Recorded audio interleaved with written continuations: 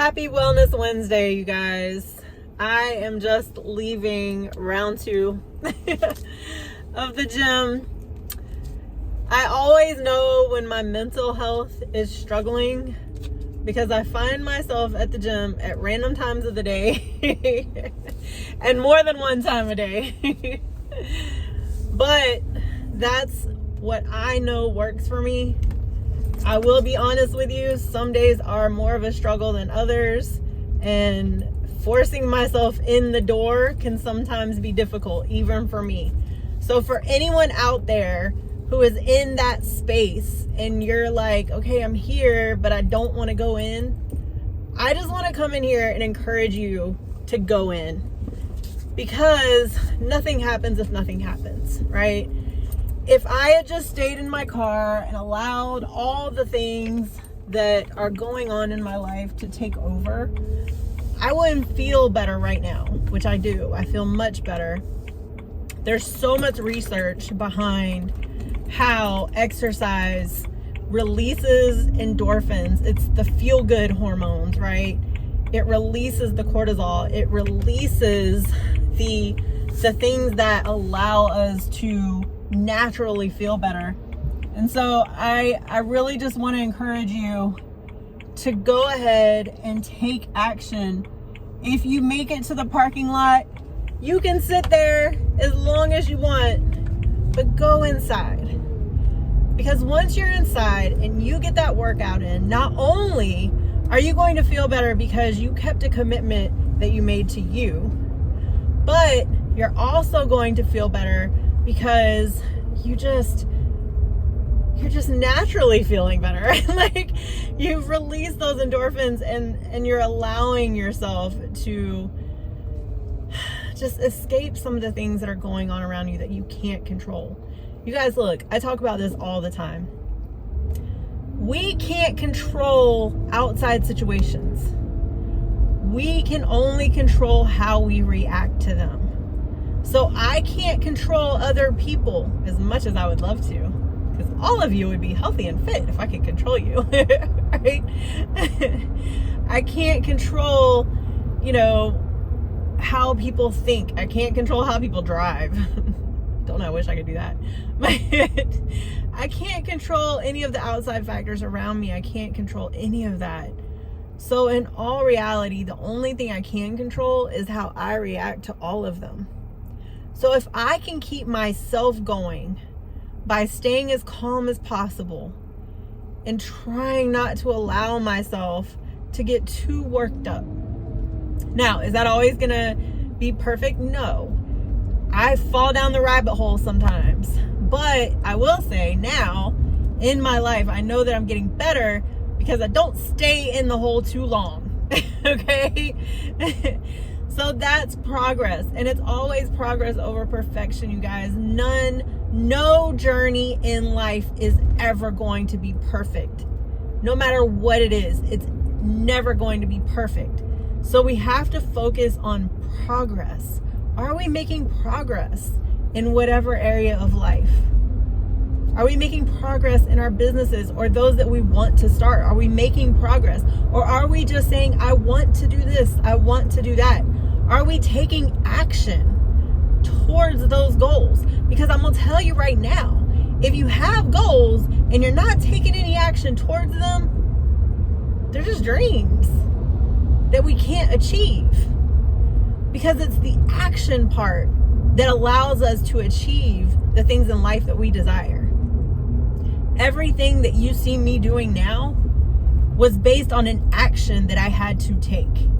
When I decided none of it made sense, that, my mom's medications were making her sicker, when none of that made sense and I knew I had to figure something out, I also had to take action. I had to go figure out, okay, which classes can I take to learn this stuff? What can I do in the meantime? What can I research? I had to take action. When I'd had 5 surgeries and I was really tired of having them and I wanted to learn more because I had been in exercise and sports science by that time for over 10 years. I wanted to learn more. I knew that there was more that I had not learned. So what did I do? I signed up for a personal training certification. And luckily back then they were in person. So I actually got to take a course, and I had a great instructor who taught me so much. And I'm grateful for her, because I see a lot of trainers now that don't know some of the exercises that we need to stay away from.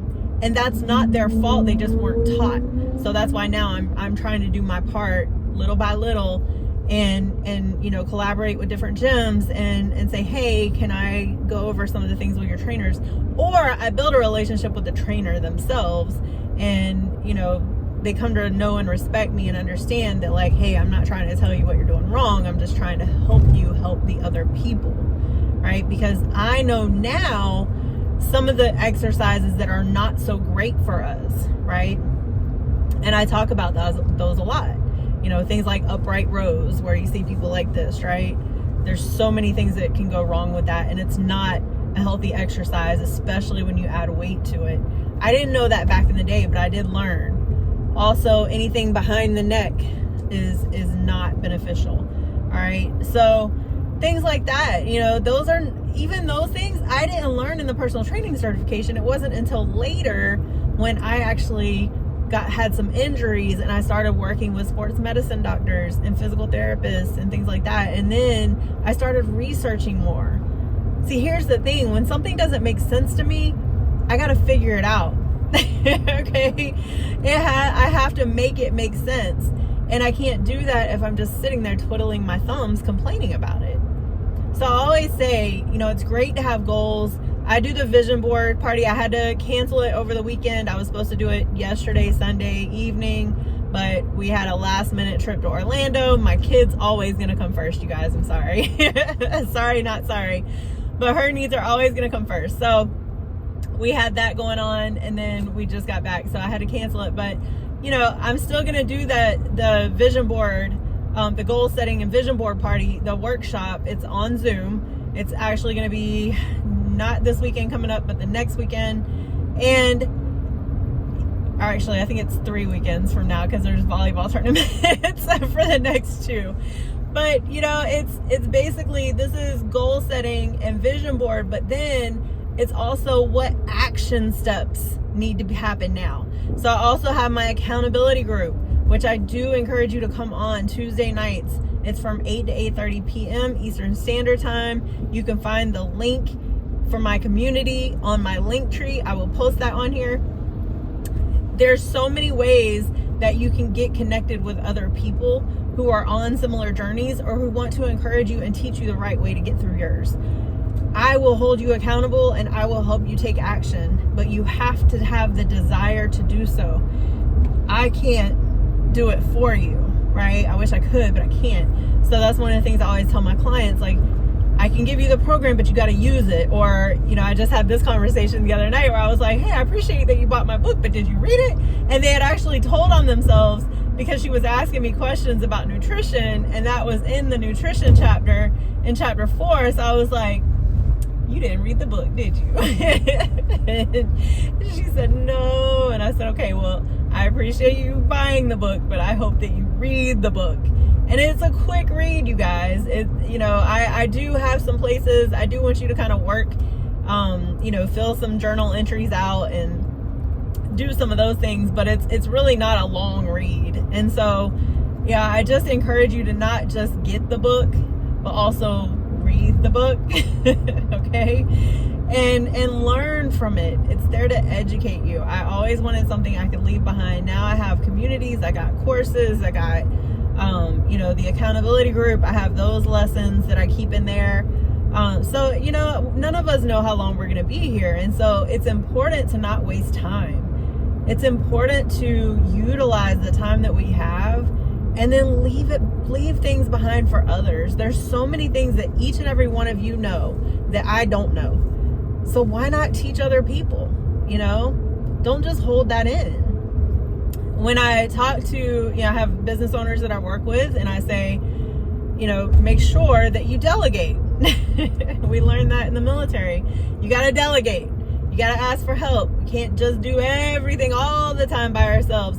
When we have people, it's one thing if you don't have anyone around to help, but when you have people who are there to help, you have to utilize them. You have to train them. You have to delegate and show them how to do things.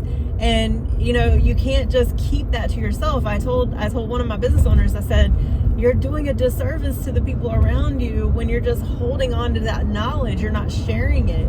Because God forbid something happen to you, or you get sick, or just anything, and you can't come in, and now nobody else can do your job. And that's not good, because then there's no flow, right? Even though I don't have another Jody, Jody Watkins, even though I don't have that, I do have a couple people who can keep myself going if they, you know, if it needs to keep going. So it's important that you have that. So make sure you're not just setting goals. Make sure you have an action plan set to it. You know what steps you need to take, and then hold yourself accountable, or have someone else hold you accountable. But make sure you actually do the things, because if you don't do them, nothing's going to get done. Okay? Don't overwhelm yourself. You don't have to get it all done in one day, but just try to chip away at things. We all have big projects and I hate it just as much as the next person. I promise you. There's a couple things, and I'm talking to myself right now, because there's a couple things I'm thinking of, like, oh, I need to be doing that too, right? So I always say I'm coaching myself, but everybody else gets the benefit. You get a benefit because you get to watch this video, all right? But just remember, you don't have to tackle it all at once. I know plenty of perfectionists, and I used to be one. I always say I'm a recovering people pleaser and perfectionist. Nothing's going to be perfect, so stop waiting for perfect conditions, okay? Do what you can when you can and get it done. If you have 15, 20 minutes, great. Utilize that. Get as much as you can done in that 15 or 20 minutes. You don't have to try to do it all at once, because then you have analysis paralysis and you're actually not getting anything done, okay? So I hope these tips have helped you out. I want to encourage you to just start whatever you've been putting off, whatever thing that you're just like, okay, I want to do this, but I don't know how. Whatever that is, begin. It doesn't have to be perfect. You don't have to have the whole entire blueprint.